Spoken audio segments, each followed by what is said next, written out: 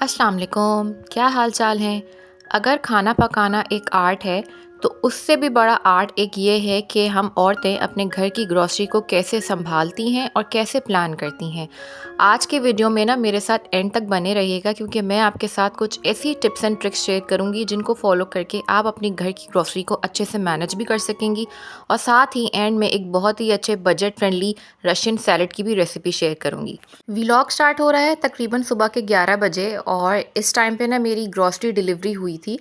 और यहाँ पे ना मैं आप सबसे जो नंबर 1 पॉइंट डिस्कस करना चाहती हूँ वो ये कि keep your access to the online grocery. ज़रूरी नहीं है कि कभी कभी ऐसा भी होता है कि कोई ऐसी सिचुएशन घर में बन जाती है कि हम नहीं जा पाते घर से बाहर। स्पेशली होम मेकर्स के लिए तो घर से निकलना थोड़ा मुश्किल ही होता है, क्योंकि हर चीज़ उन्हें ना प्लान करके चलनी पड़ती है, और हम मोस्टली ना ग्रॉसरी के लिए मेंस पे ही डिपेंड कर रहे होते हैं। तो बेहतर ये है कि आप अपने फ़ोन में ऑनलाइन ग्रॉसरी की ऐप जो है वो डाउनलोड कर लें। अब तो पाकिस्तान में आई थिंक तलाबात और बहुत सी ऐसी ऐप्स हैं। फूड पांडा है इतनी बड़ी चेन, यहाँ ओमान में जो है वो लुलू एक बहुत बड़ी चेन है, इंटरनेशनल चेन है ग्रॉसरी की।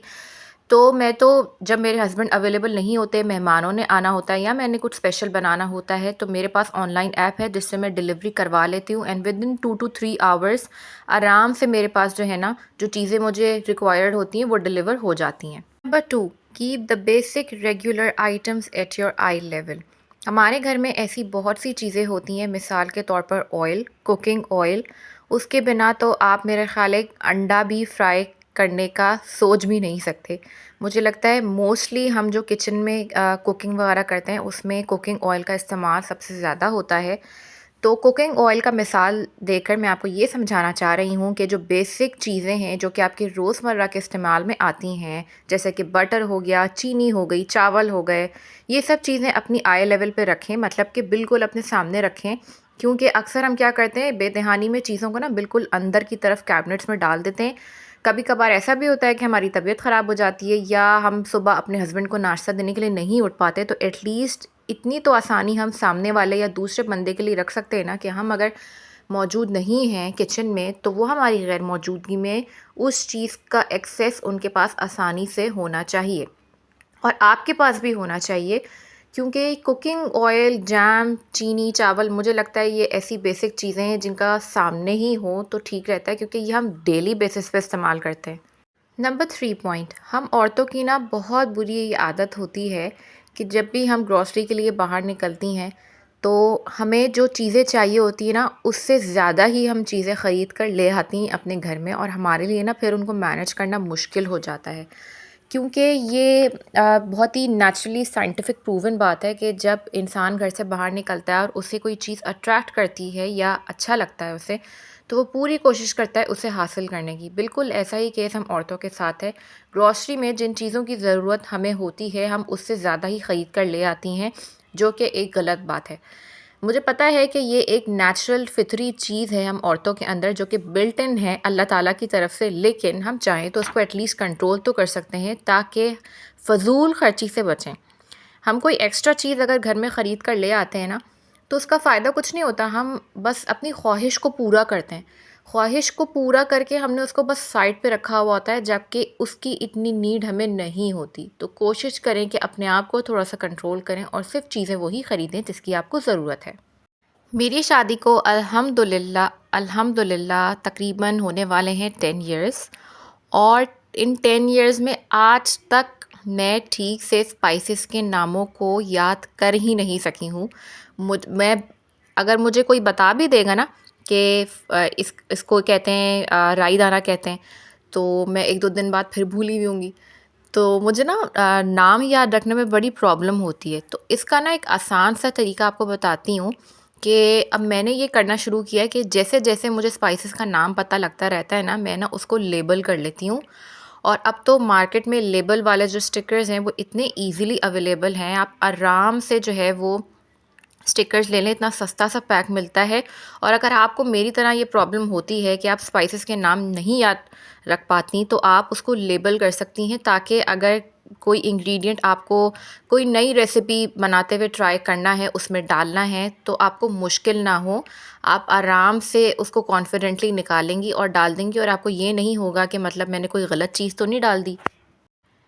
आपको पता है कि दुनिया भर का ये उसूल है, बड़े-बड़े ब्रांड्स में भी यही किया जाता है कि जब उनका कोई न्यू स्टॉक आता है और उस स्टॉक की परचेज़िंग करने के लिए कोई नहीं आ पाता, तो वो हर थोड़े-थोड़े टाइम ड्यूरेशन के बाद ना उसकी सेल लगाते हैं ताकि उस माल को निकाल सकें और नया माल स्टॉक के अंदर ला सकें।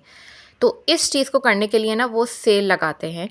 तो मेरी प्यारी बहनों, मैं आपसे बस यही कहना चाहती हूँ कि थोड़ा-सा ना सेल का वेट कर लिया करें, क्योंकि दुनिया का कोई भी ब्रांड हो, चाहे वो क्लोथिंग ब्रांड हो, चाहे वो कोई कुछ भी कह लें, चाहे चावलों की कोई इंडस्ट्री हो या फिर ग्रोसरी के मार्केट हो, हर जगह का ये उसूल है कि वो अपने पुराने स्टॉक को निकालने के लिए सेल ज़रूर लगाते हैं। तो ग्रोसरी के लिए भी हमें वेट करना चाहिए कि सेल कब लगेगी, क्योंकि चीज़ें जो है ना वो काफ़ी सस्ती भी मिल जाती हैं, बल्कि बाज़ औक़ात तो ऐसा भी होता है कि हमें बल्क में बहुत अच्छी चीज़ें मिल जाती हैं। जनाब, बहुत सारी टिप्स मैंने आपके साथ शेयर कर ली, जो भी मेरे दिमाग में था वो सब कुछ आपके साथ शेयर करने की कोशिश की है। और यहाँ मैं आपके साथ बहुत ही अच्छे रशियन सैलेड की रेसिपी शेयर कर रही हूँ। गर्मियाँ हैं, इसको बनाएं, खाएं, एंजॉय करें, क्योंकि रोटी चावल खाने का बिल्कुल दिल नहीं करता। दिल करता है कि कोई ठंडी ठंडी चीज़ हो। तो ये ठंडा ठंडा रशियन सैलेड बनाकर ट्राई करें और मुझे अपनी दुआ में याद रखिएगा। सो यहाँ पे मैंने अभी योगर्ट ले लिया है, और आपके पास जो भी दही अवेलेबल हो आप वो डाल दें। अगर तो घर का जमा हुआ दही है तो बहुत ही अच्छी बात है। इसके अलावा आपको चाहिए क्रीम। क्रीम आपने थोड़ी सी डालनी है और हमने इसको बनाना है हेल्दी तरीके से। मैंने इसमें किसी भी किस्म की वाइट शुगर का इस्तेमाल नहीं किया, क्योंकि वाइट शुगर वैसे भी हेल्थ के लिए नुकसानदेह होती है। तो मैंने ना ये जगरी के पीसेस मंगवा के रखे हुए होते हैं। अभी तक ना मुझे बाज़ार में पिसी हुई जगरी मिली नहीं है। अगर मिलेगी तो मैं फ़ौरन ले लूँगी, क्योंकि इसको चॉप करने में ना बहुत टाइम लगता है और ये टुकड़ा ना बहुत मोटा और सख्त जान भी होता है। तो अब इसको ना चॉप करने में ही मुझे इतना टाइम लग गया था। एनीवेज़ मुझे बनाना था हेल्दी तरीके से ताकि बच्चे भी खा सकें। तो मैंने फिर टाइम लगा के इसको चॉप किया और इसके बाद मैंने इसको इसके अंदर ऐड कर दिया। इसके बाद इसमें जाएगी मेयोनीज़, और मेयोनीज़ में आपने थोड़ी सी डालनी है। मेयोनीज़ और क्रीम बस हम इस तरह डालेंगे कि इनका फ्लेवर आ जाए। बहुत ज़्यादा भर भर के आपने क्वांटिटीज़ में नहीं डालना है, क्योंकि हमें सिर्फ इसका फ्लेवर चाहिए। इसके बाद ना आपने अच्छे तरीके से इसको मिक्स कर लेना है, विस्क कर लेना है, फेंट लेना है।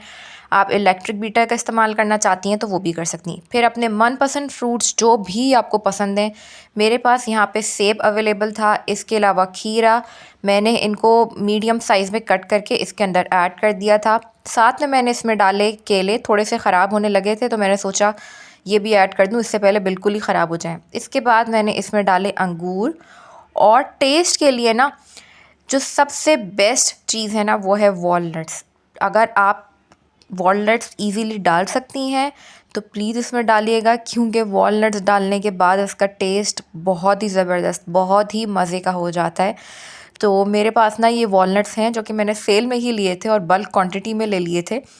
तो अब मैंने इसमें ऐड कर दिए हैं। ये मुंह में आते हैं ना रशियन सैलेड खाते हुए तो इतने मज़े के लगते हैं, और स्पेशली जब रशियन सैलेड ठंडा हो। उसके बाद आप इसको मिक्स कर दें अच्छे तरीके से और अपने फ्रिज में रख दें और इसको एंजॉय करें। साथ में डालें थोड़ा सा पेपर। अगर मेरा ये कंटेंट आपको पसंद आया है तो सब्सक्राइब ज़रूर कीजिएगा। इंशाल्लाह मुलाकात होती है नेक्स्ट वीडियो में। तब तक के लिए अपना बहुत सा ख्याल रखिए। अल्लाह हाफ़िज़।